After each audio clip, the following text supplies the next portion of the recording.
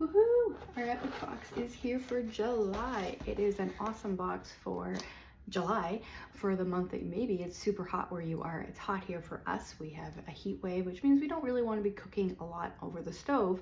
So these meal solutions and things they've given us are great for either camping or barbecuing or Instapotting or cook once, eat twice, whatever it might be, so that you're not spending a lot of time on the stove. So like, for example, butter chicken, beef dip, our pulled pork, our honey garlic meatballs, which is a really cool recipe to make burgers with it. I am going to try that.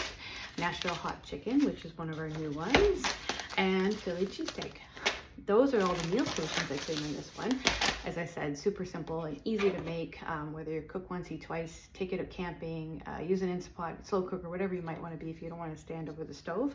And it also comes with a full jar of our burger seasoning. So how cool is that? And this comes every month. You get a surprise box that comes to your door beginning of the month with a minimum of 7 meals. But trust me, there's more. Just reading the back of these things, for example, the beef dip has 12 servings. Butter chicken is 8 servings.